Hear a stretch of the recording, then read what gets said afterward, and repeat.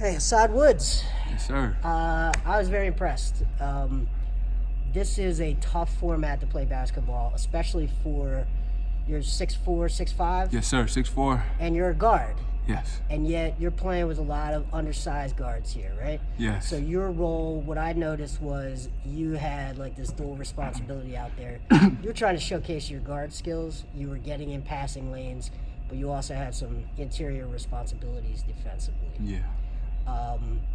How hard is it to show what you can do in a format like this?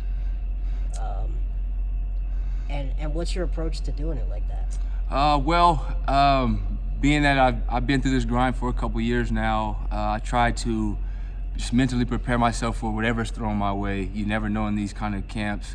But in a sense, a scenario like this where I'm bigger than, I guess, the average guard here, I guess I just tell myself, in the spots that I have, I'll showcase what I have.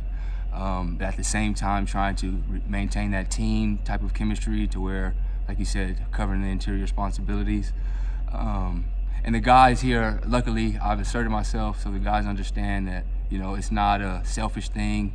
Right. It's just more so trying to just do whatever it takes to win, which is why everybody's here. The more you win, the more success you have, the more attention you draw to yourself and your team, which creates a lot of just momentum. So I just try to and like I said, pick my spots. At times where I can showcase my guard skills, I make sure to try to put those on full display.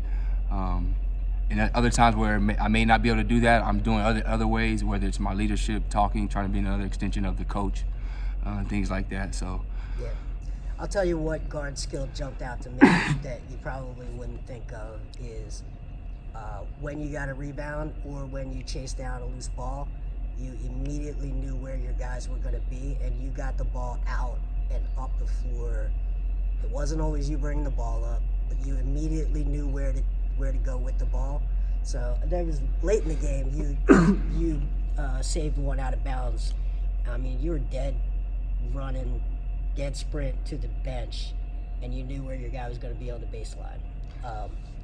Now, I would say feedback for him would have been he could have given it right back to you, and you could have been on a fast break.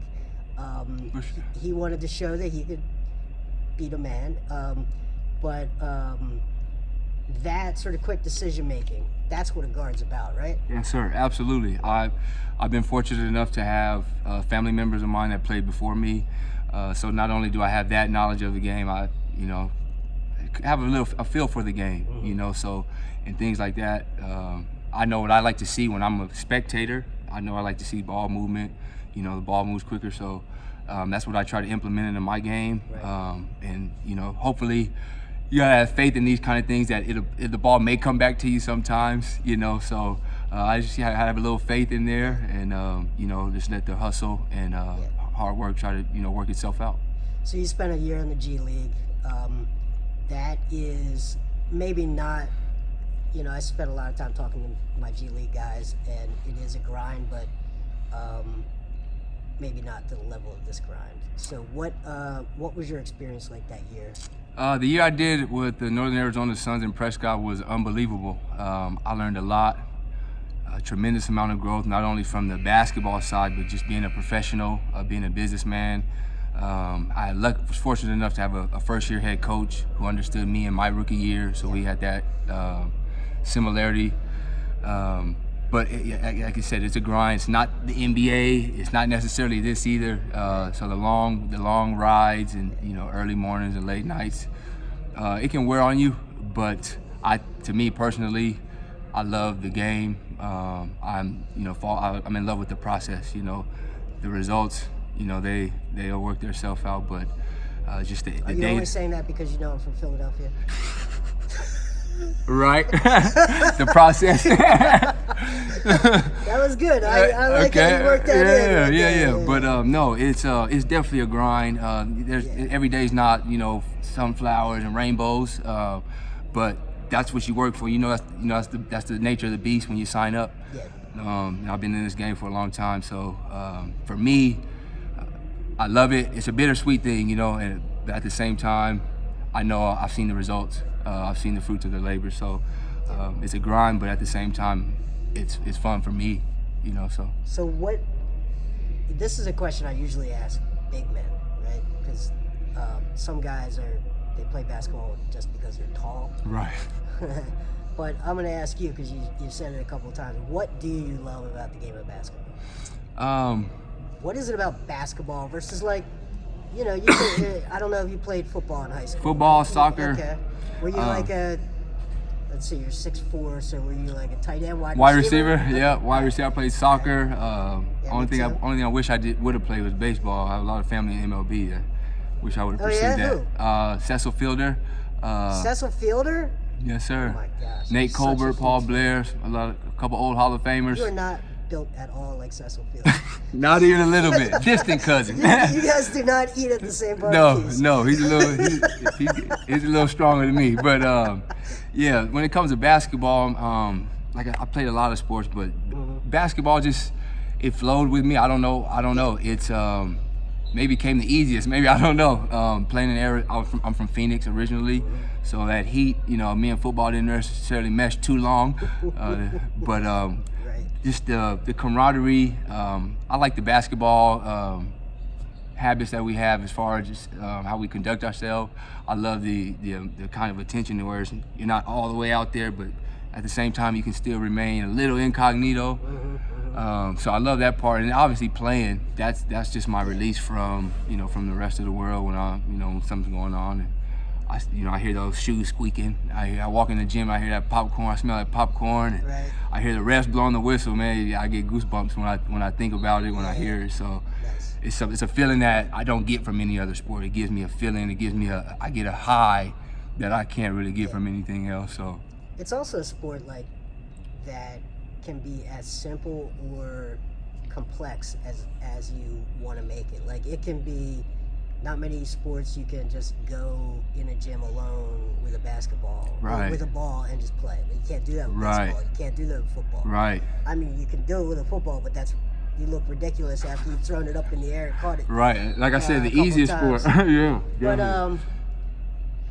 But then at the other end, you can get into these chaotic 5-on-5 runs at the YMCA, or then it gets to a real tactical sort of complex level with pick and roll and defense and how you think about coverages. Definitely. That's what I find interesting about the game. So yeah, it's to me, like, whether I'm in, from being a college graduate to taking classes and taking notes and stuff, that part of the basketball is what I love. It, like you said, from studying different coverages on offense and defense, to going in the gym by yourself and working on one move and footwork for hours. It's those, like you said, it's the little intricacies, but again, in the whole, it can be simplified to where, make a nice screen and roll, make a play, get an easy layup. Yep. So it's, a lot of players make it hard, but when you take your time, I put in a lot of hours in this, so I love it, So when you're not playing basketball, so you're a communication grad, right? Yes. So what do you love doing with your time when you're not on the court? Honestly, the one thing that I always wish I would have had growing up, maybe my father and mother, neither one of them were basketball athletes. I didn't have a big brother per se. I had some uncles and stuff, but I like to pay it forward. I've had a lot of different people help me get to where I'm at. So I just feel like it's a responsibility from my mind. If I see someone else who, whether it's a kid, someone my age, whether it's just talking to them, whether it's going to catch a couple rebounds for them, just trying to keep that momentum going of good habits, good character, and good play at the end of the day. So outside of that, I do camps and stuff like that. Nice. Back in Phoenix, and just like I said, just trying to get kids to understand. At first we're taught just play basketball, but it's more than a game. It's camaraderie. I've traveled I've traveled around the world. You know what I mean? So it's bigger than just the game itself. It's about relationships and things like that. I got one last question for you, and that because you brought up kids, 8-year-old kids. I ask a lot of people this. Should they be shooting with a men's ball on a 10-foot hoop, or should they be shooting with a smaller ball on a lower hoop? And the two schools of thought are they need to learn how to shoot on a 10-foot hoop. The other school of thought is they need to learn technique. And when you're trying to muscle up to 10 feet, when you weigh 45 pounds, Right. it's hard to learn good technique. So Definitely. where do you fall on this? Personally, I don't have any kids, but if I was a kid to do it all over again, I'd probably take that women's ball and get me a nice 9-foot hoop There you go. and just shoot to death, you know. Because at the end of the day, one thing I did learn going from college to the pros, the NBA line, the Euro line is a little further than college, but at the end of the day, if your mechanics are correct, you'll adjust to 2.5 feet. It mostly becomes legs at that point. Yeah, so I you know, you see the parents that want them to hurry up and have that, you know, adult mature game already. I'm not really a fan of that. I think the kids should be able to take their time, you know, and hoop their size, so they can build confidence first. It's mental. The game is 90% mental. So once a kid is able to get that muscle memory and that confidence, it doesn't matter the ball, it doesn't matter the hoop after that. It doesn't matter who's in front of them, as long as they're, you know, they do the right things. Nice. Awesome. I'm gonna let you go recover. You got another game today? Yep, one more at 2, Awesome. and we'll win or lose, win or I go do home. not know what your stat line was there. I do know that from my eye, you dominated that floor. So I appreciate it's that. good watching you play. Thank you so All right. much. Thank you. I appreciate Thanks it. a lot. Thank you.